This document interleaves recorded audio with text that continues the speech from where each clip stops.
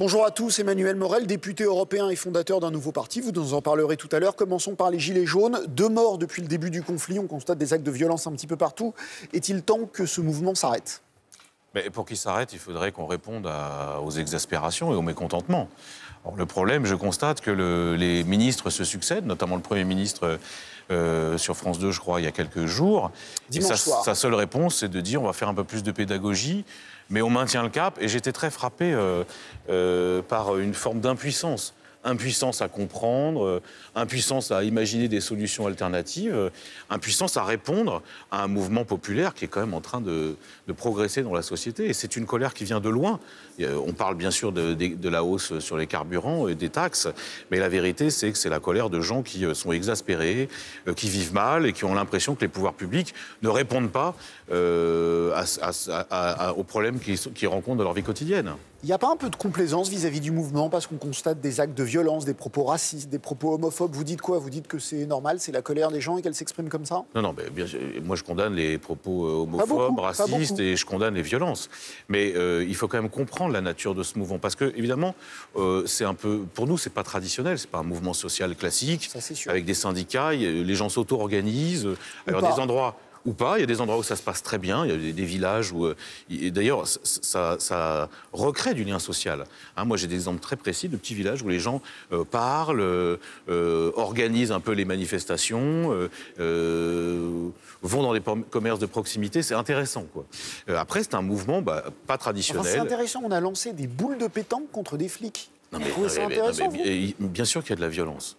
Et cette violence, il faut la condamner. En même temps, pour que la violence s'estompe, il faut que les gens aient l'impression qu'on prenne en compte leurs revendications. Ça n'est absolument pas le cas aujourd'hui. Donc le gouvernement a une part de responsabilité dans l'escalade de violence. Vous dites quoi aux manifestants ? Continuer jusqu'à ce que le gouvernement renonce à la hausse des taxes ? Je pense que c'est un mot d'ordre fédérateur. Donc oui, évidemment... Jusqu'à la victoire, camarades ? Non, mais moi, je ne suis pas caricatural à ce point, vous me connaissez. Mais en revanche, il y a un mot d'ordre, il y a une revendication, il faudrait au moins qu'elle soit écoutée. Aujourd'hui, ce n'est pas le cas. Et donc, évidemment, les manifestations se poursuivent et cette colère s'exprime. Et en même temps, quand une colère s'exprime, qu'on est un responsable politique, on essaye d'abord de comprendre et ensuite de trouver des réponses. Or, aujourd'hui, le gouvernement, il ne comprend pas et ne donne pas de réponse. Est-ce que vous irez à la manifestation qui est prévue à Paris samedi et que Laurent Nunez a autorisé, si ce n'est pas à la Concorde ? Je serai présent, mais pour parler avec les gens. Parce que c'est ce qui me paraît très important. Il y a une caricature qui est faite, c'est-à-dire qu'il y a ceux qui disent voilà, c'est une sorte de mouvement poujadiste. En réalité, c'est pas du tout ça. C'est beaucoup plus hétérogène, beaucoup plus complexe. C'est la révolte des classes populaires, en réalité. Ça se focalise sur la question de l'impôt, mais ça aurait pu tout aussi bien se focaliser sur la question des services publics, des postes qui ferment, des petites lignes SNCF qui ferment. Et c'est en ça que ce mouvement est intéressant. Des classes populaires récupérées par le Rassemblement national, et ça ne vous dérange pas ? Mais ça, c'est pas vrai. Ça, c'est pas vrai. Il y a des endroits où le Rassemblement national essaye de s'infiltrer. Oui. Mais dans l'immense majorité des cas, moi j'ai téléphoné à plein de camarades élus, ça n'est pas le cas. Alors d'ailleurs, ça nous pose un problème à nous, responsables politiques, comme ça pose un problème aux responsables syndicaux, c'est qu'il n'y a pas de leader et il y a une auto-organisation. Mais en même temps, justement, c'est ça qui est aussi intéressant dans ce mouvement, et même passionnant, c'est qu'il y a des nouveaux mouvements sociaux qui apparaissent, et pour un responsable de gauche, c'est très important de le prendre en compte. La République En Marche est visée par une enquête parlementaire sur l'origine de dons... Pas parlementaire, judiciaire. Judiciaire, une enquête préliminaire, pardon. Oui, enquête préliminaire, c'est ça. Enquête préliminaire sur l'origine de dons qui ont été faits au parti. Est-ce que vous y voyez la preuve que la justice française fonctionne normalement ? Je suis surtout surpris qu'il n'y ait pas de perquisition chez M. Castaner. Donc ça y est, vous, c'est les éléments de langage de Jean-Luc Mélenchon, mais les mêmes. Mais pas du tout. J'ai jamais utilisé des éléments de langage et j'ai pas M. Mélenchon dans une oreillette. C'est exactement ce qu'il a dit. Mais parce que c'est vrai. Parce qu'il y a plein de gens qui reconnaissent qu'il y a 2 poids, 2 mesures. Déjà, moi, j'avais été très surpris par le caractère totalement disproportionné et inédit en Europe. Je dis bien en Europe, de ce qui était arrivé à la France insoumise. Comment la justice enquête sur le parti du président de la République ? Là, en l'occurrence, il y a une ouverture d'une enquête préliminaire, mais il n'y a pas cette débauche de moyens policiers et judiciaires qu'il y avait au moment de la France insoumise. Donc il y a un problème. Donc 2 poids, 2 mesures. Mais évidemment qu'il y a 2 poids, 2 mesures. C'est évident, et c'est le sens commun que de le reconnaître. Voilà.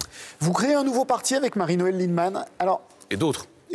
Plein d'autres. Enfin, pour l'instant, pas énormément d'autres. Si, beaucoup d'autres. Question directe, ça sert à quoi ? Parce que moi, j'ai l'impression que la gauche, elle a besoin d'électeurs, Mais pas tellement de partis supplémentaires, il y en a déjà plein. Non, mais d'abord, j'ai créé un parti parce que je me sentais plus bien au Parti socialiste. Ça correspondait plus à l'idée que je me faisais du socialisme. Mais faut-il un nouveau... Alors, j'ai fait le compte, il y a la France Insoumise, les Verts, le PS, le PC, Génération Écologie, Génération tout court, le parti de Benoît Hamon, soyez Cause Commune, celui de Raphaël Glucksmann, et maintenant vous. Non, ça s'appelle Place Publique, mais c'est pas un parti. À quoi ça sert tout ça? Soyez optimiste. Il y a une phase de décomposition, mais cette phase de décomposition, elle est le prélude à une grande phase de recomposition. Et moi, je joue le jeu de la recomposition parce que j'ai une alliance avec la France Insoumise. C'est quand même ça qui est intéressant. Moi, je ne suis pas parti en disant je crée un nouveau parti autour de moi et puis qui même me suivent. C'est pas ça. C'est on a une stratégie différente. On pense qu'il faut des ruptures radicales dans la société et dans la gauche. Et donc, on a une stratégie au service d'un programme. Bah, c'est quand même plus important. Emmanuel Morel, la question de notre partenaire Slate, Hulot, Juppé, Sarkozy, personnalité politique préférée des Français. Faut-il arrêter la politique pour convaincre ? Oui, mais ça, c'est vrai qu'évidemment, une fois que vous n'êtes plus dans l'action et que vous n'êtes plus que dans le commentaire, progressivement, les gens oublient ce que vous avez dit. Juppé, souvenez-vous, Juppé était ultra impopulaire, il était assez brutal dans sa façon de gouverner, puis il prend un peu de recul, il mûrit, les gens le trouvent sympathique. Ça vaut pour ce... Bon, Sarkozy, je le trouve toujours pas très sympathique, mais... Et comme vous ressemblez furieusement à François Hollande, on vous dit souvent, peut-être qu'il reviendra populaire un jour, et vous aussi, du coup. Hein ? S'il redevient populaire, vous aussi. Bah, c'est quand même un problème. C'est une des raisons pour lesquelles j'ai quitté le Parti socialiste. C'est que, franchement, l'éternel retour de François Hollande et maintenant l'éternel retour de Ségolène Royal, j'ai l'impression qu'on est un peu dans la récession. Vous voyez, la régression et le déni. Donc il fallait passer à autre chose. Merci beaucoup. Merci infiniment, Emmanuel Morel, d'avoir été l'invité de l'Instant Politique avec Gilles Bernstein. Vous restez avec nous sur France Info, direction Radio France pour l'essentiel de l'actu. Mais d'abord, un point sur le temps.